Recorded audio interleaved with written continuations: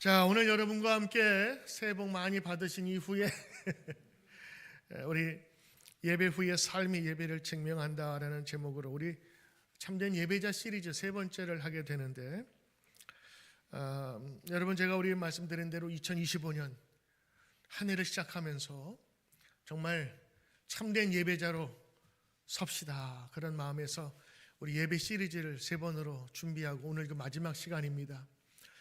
예배에 관한 여러 가지 이야기를 우리가 듣고 배우려면 신학교에서 한 학기 이상은 들어야 되지만, 저는 오늘 그걸 압축하고 요약해서 여러분에게 세 번으로 말씀드렸습니다. 첫째, 우리가 예배 드릴 때 어떤 마음을 가지고 와야 되죠? The broken heart, 깨어지고 겸손한 마음으로 하나님께 나가야 된다.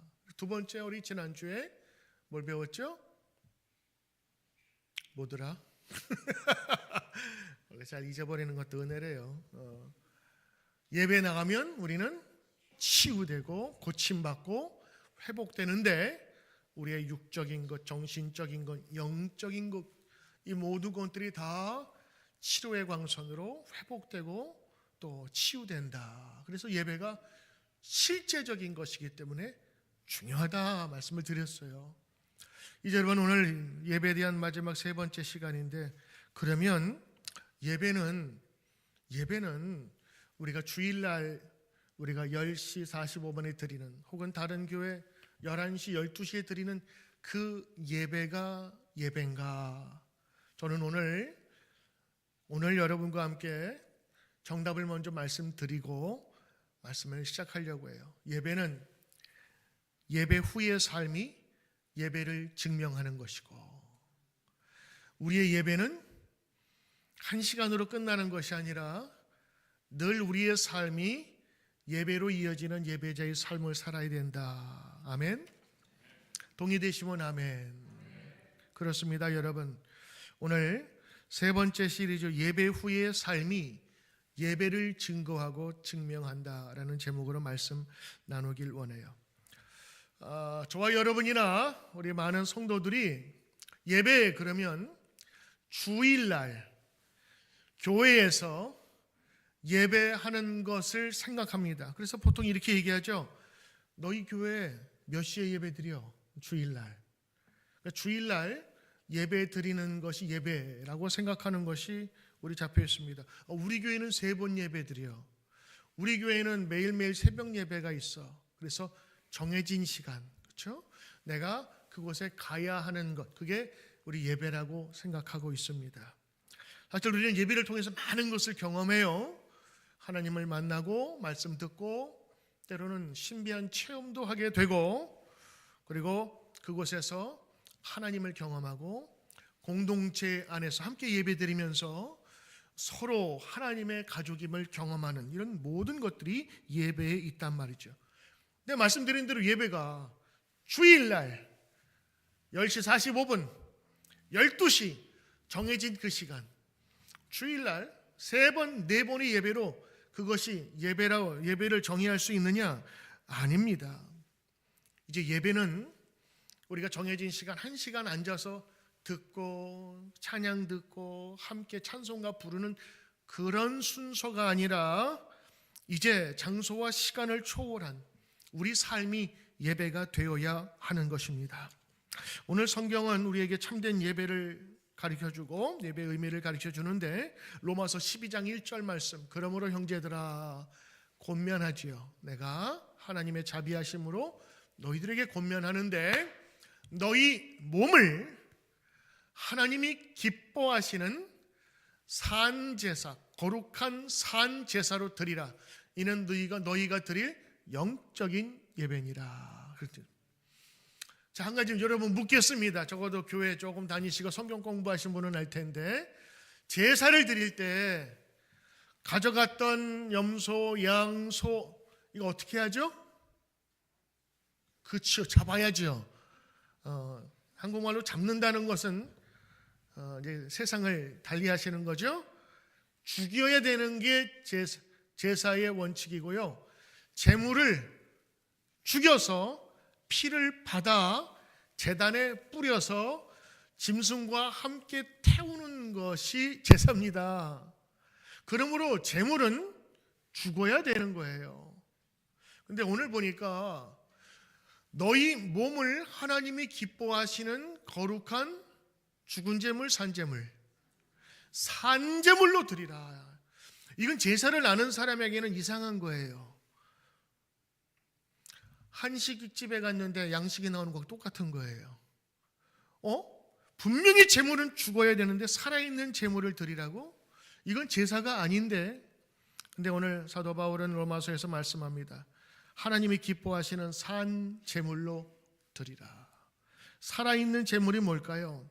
이건 영적 예배인데 하나님이 기뻐하시는 우리의 인생 전체를 드리라고 하는 겁니다. 현대사회는 빠르게 변화하며 바빠지고 있습니다. 이러한 가운데 우리의 삶의 중심에 예배를 두는 것은 사실 쉽지 않습니다. 그러나 하나님은 우리가 일상생활 속에서 그분과 교통하며 살기를 원하신 겁니다. 단지 주일 1시간만 나를 만나고 그 다음부터는 빠이빠이 세상과 사는 것이 아니라 이 주일 1시간 대예배, 공예배를 통하여 하나님 만나는 방법을 배우고 말씀을 들은 이후에 그것이 자극이 되고 힘이 되어서 이제는 세상에서 예배자로 살아가겠다라는 것을 우리가 배우는 것입니다. 그러므로 여러분, 오늘 이 살아있는 예배가 무엇인지, 또 우리가 어떻게 산제사를 하나님께 드려야 될지를 함께 말씀의 은혜를 나누고자 합니다. 첫째는 예배의 장소와 시간을 넘어서 우리가 드리는 것입니다. 공예배는 정해져 있잖아요. 내가 늘 발길 닿는 곳, 여러분 누드림교회 성도니까 이곳에 오셔서 예배 드립니다. 정해진 시간에 오지요. 그러나 우리의 예배자의 마음은 이 1시간이 아니라 우리 인생 전체가 예배가 되어야 되는 것입니다. 요한복음 4장 21절에 여자여 내 말을 믿으라.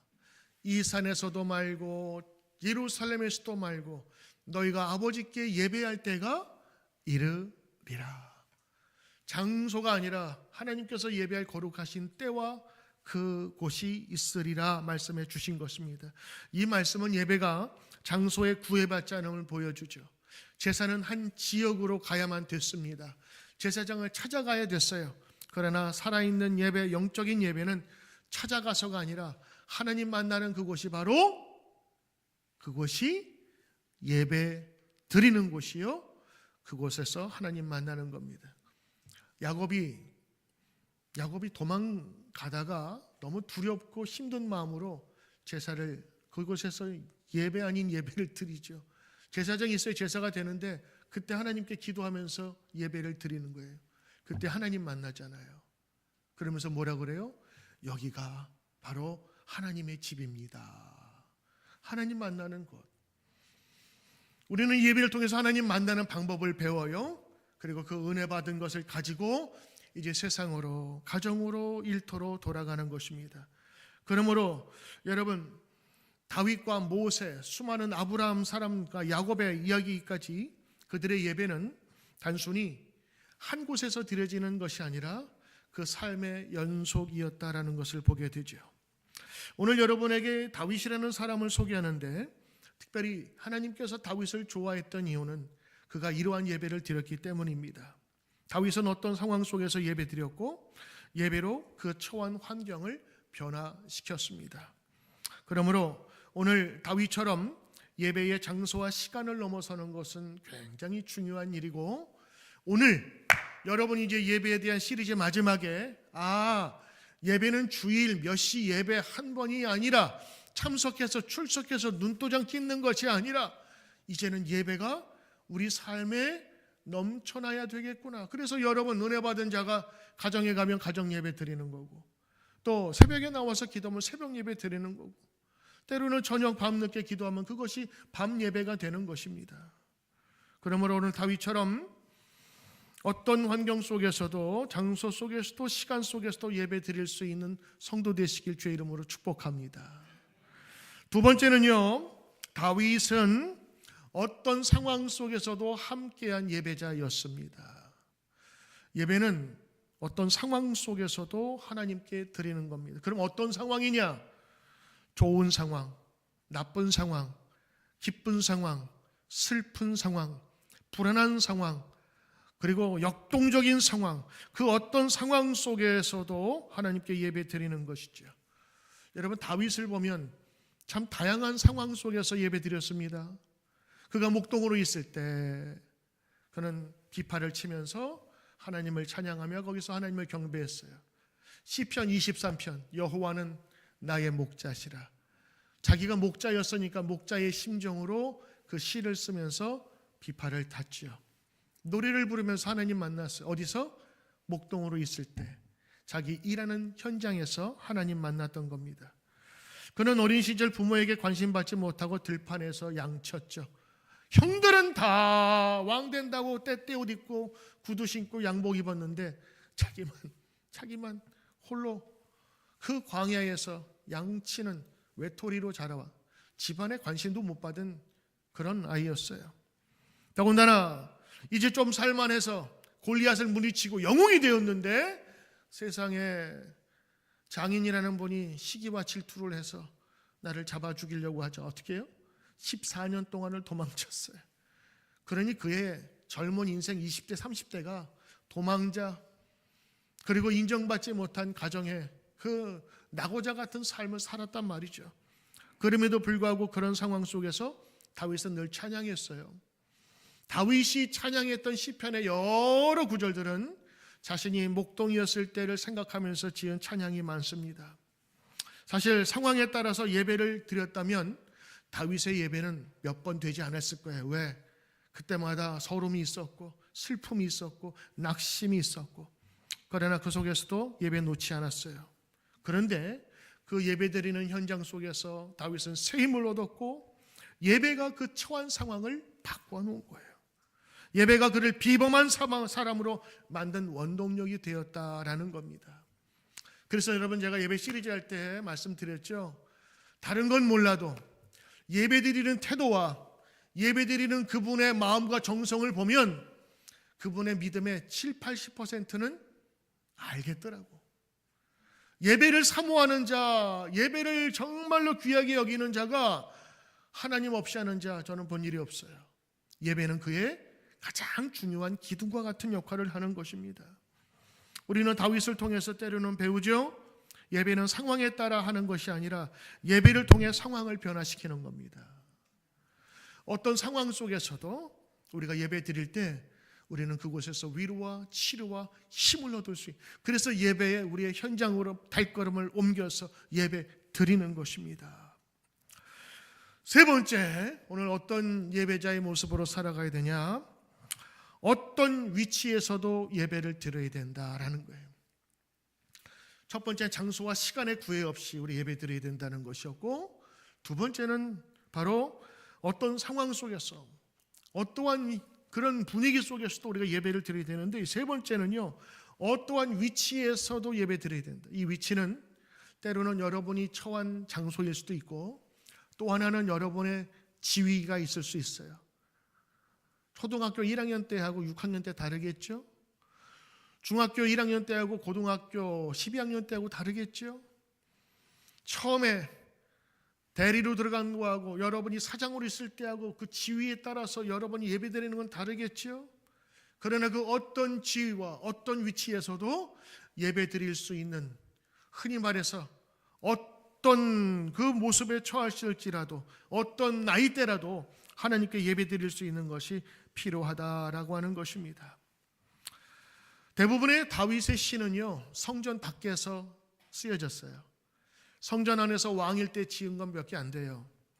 다 모두가 성전 밖에서 도망자로 쓸쓸한 삶을 살 때, 혹은 홀로 있을 때, 그리고 저가 때로는 왕으로서 있을 때, 어떤 때는 자기 아들에게 쫓김을 받아서 반란을 일으켜서 도망칠 때에도 그곳에서 그는 하나님께 예배드리는 것을 놓지 않고 하나님께 대한 기도를 올렸죠. 그것이 우리가 알고 있는 시편입니다.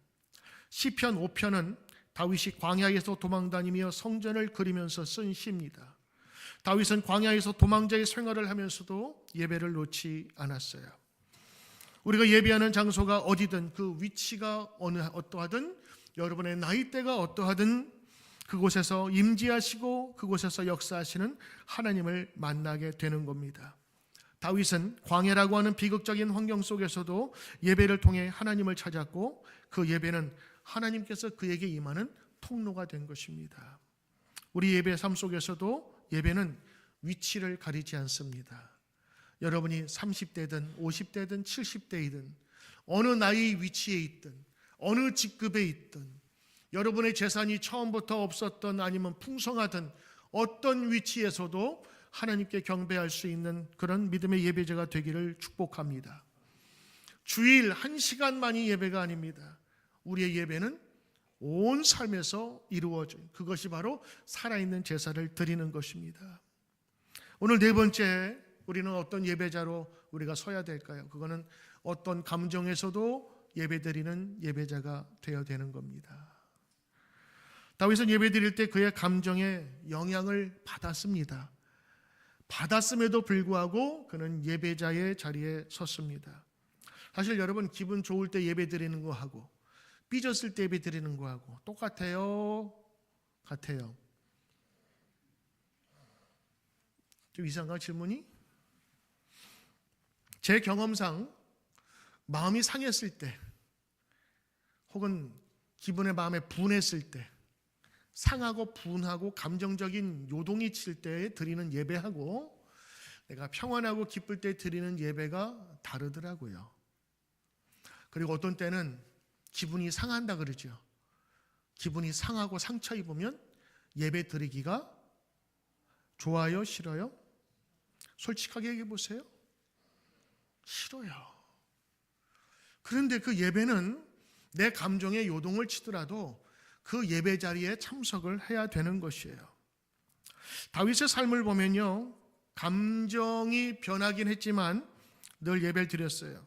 예배드리기 어려운 상황들이 많았죠. 예를 들면 다윗은 그의 아들 압살롬에게 배신당하고 반역당하고 쫓김을 당했어요. 지금 말하면 탄핵당하고 징역 가고 감옥에 쳐넣는 그런 억울한 일을 당하면서, 그것도 아들에게. 그러나 그는 상황 속에서 눈물 흘리며 도망자로 살면서도 하나님에 대한 예배를 멈추지 않았어요. 그 아픈 마음을 가지고 예배 드렸단 말이죠. 다윗의 예배는 기분에 휘둘리지 않은 것 같아요. 그는 언제나 하나님께 예배할 때 감정의 변동은 있었지만 예배의 자리를 지켰어요. 기쁠 때도 감사했고 슬프고 억울할 때도 하나님 앞에 예배를 드렸던 겁니다. 저는 그래서 주일날 조심해요. 왜?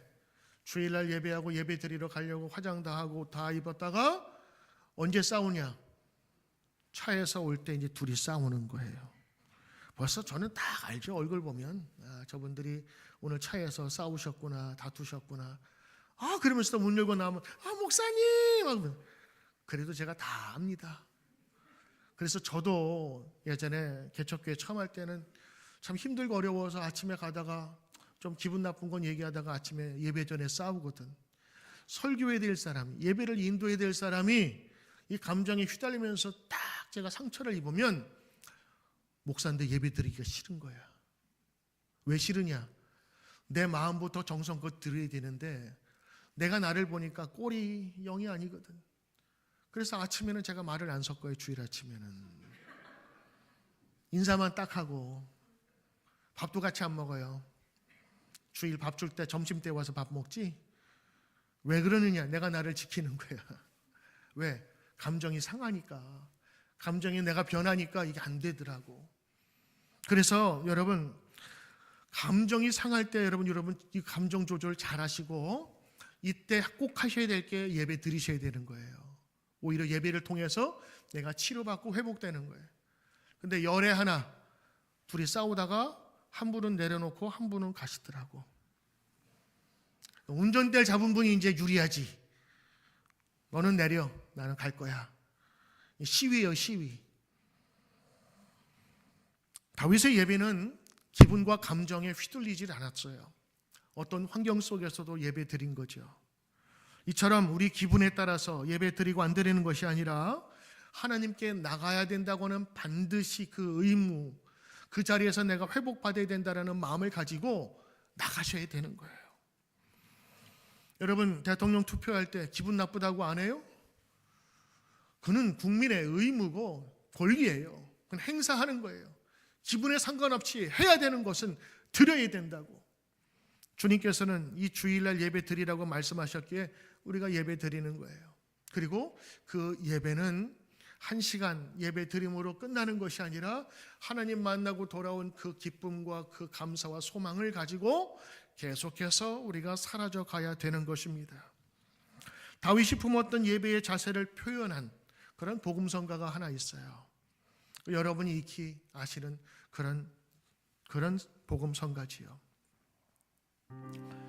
모든 상황 속에서 주께 예배할지라. 주는 너의 큰 메달, 큰 도움이시라.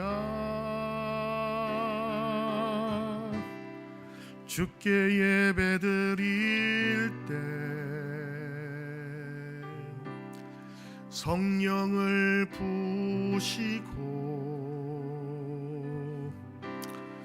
큰 사랑 안에서 주를 볼 것임이라. 내 영혼이 확정되어 싸우니 믿음의 눈으로 주를 바라봅니다. 내 영혼이 확정되어 싸우니 모든 상황 속에서 예배 주께 드려요. 박수 받기는 제가 임진왜란 이후 처음입니다. 여러분, 제가 좀 가사를 좀 바꿨는데 영어 가사가 참 마음에 들어요. Any, all circumstance, 모든 우리의 환경 조건 속에서 예배 드리는 거예요. 우리가 처음에는 예배 드리는 것도 쉽지 않죠. 주일날 나와야 되고 주일날 갈 때도 많고 할 것도 많은데 그날은 하나님께서 예배하라고 하신 날이니까 예배 드려요. 그러다가 예배 그 속에서 은혜를 경험하고 회복이 되고 하나님의 사랑을 느끼게 되면 이제 그 사랑을 계속해서 유지하고 싶은 거예요. 어디에서? 내가 거한 가정에서, 때로는 직장에서. 그래서 이러한 것들을 직접 실천한 게 뭐냐? 가정에서 가정 예배 자녀들과 드리는 거예요. 아버지가, 어머니가 제사장이 되시고, 그리고 자녀들이 함께 모여서 제사를 드려. 일터에 가서 제사 드리는 거예요. 그래서 요즘에는 신우회라는 것이 있죠. 회사마다 믿는 사람들이 함께 모여서 일주일에 한 번씩 점심시간에 다 밥 먹으러 갈지라도 도시락 하나씩 모아놓고 예배 드리고 말씀 묵상하고 같이 기도하는, 직장이 나의 일터에서 하나님을 만나고 싶다는 거예요. 주일날 예배 잠깐 드렸을 때 하나님 만나는 기쁨뿐만 아니라 내가 일하는 일터에서 사람 눈에 보이지 아니하고 하나님처럼 대하는 마음으로 내가 일하겠다는 마음으로 같은 직원들이 모여서 기도하고 함께 축복하는 것, 그게 신우회 모임이죠. 사랑하는 성도 여러분, 오늘 우리 예배는 계속되어야 되는 겁니다. 우리 예배는 1시간으로 끝날 수 없어요. 예배의 감격과 기쁨과 그 열렬한 하나님을 향한 찬양이 여러분 어떤 상황 속에서도 있어야 되는 것입니다. 장소와 시간을 초월해요. 그리고 우리의 지위를 초월하여 어느 때든지, 때로는 어떤 상황일지라도, 그리고 마지막에는 그 모든 것들 중에서 하나님께 영광 돌리는 삶 속에서 우리가 예배 드릴 때 하나님께서는 기뻐하시는 예배가 될 줄로 믿습니다. 이제 오늘 제목처럼 예배 드릴 때만 기쁜 게 아니에요. 예배 이후에 우리의 삶이 어떤가를, 예배를 어떤 마음으로 드리는가를 증거하는 것입니다. 어느 사모님이 그랬대요. 목사님이 강단에서 설교할 때는 세상 천사와 같이 천사같이 말하고 천사같이 웃고 그러다가 집에 오면 까탈스럽고 완고하고 그 트집 뿌리고 그래서 사모님이 그랬대요. 목사님, 강단에서 내려오지 마세요. 거기서 사세요. 거기서 사세요. 교회에 있을 때는 우리가 쓰는 가면들이 있잖아요. 서로 웃고 인자해 보이고 넉넉해 보이고. 근데 이제 집에만 가면 그냥 돌변을 해가지고, 회사만 가면 안 믿는 사람보다 더 지독하게 달달 긋고, 세상에 나가면 안 믿는 사람보다 더 사기치고.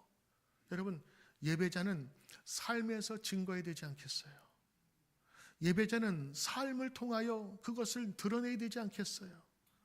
그러므로 한 시간의 예배만이 아니라 우리의 인생이 살아있는 제사가 되길 위하여 우리 스스로 계속해서 고쳐 그리고 기도하면서 다시 한번 나가야 되는 것입니다. 오늘 어떻게 준비한 게 참 이상하게도 일부 예배 찬송과 우리 찬양팀이 준비한 찬송이 겹치는 게 이런 날이 드문데, 오늘 그 찬송이 뭐냐?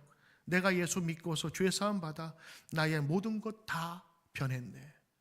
내가 예수 믿고서 죄사함 받아 나의 모든 것 다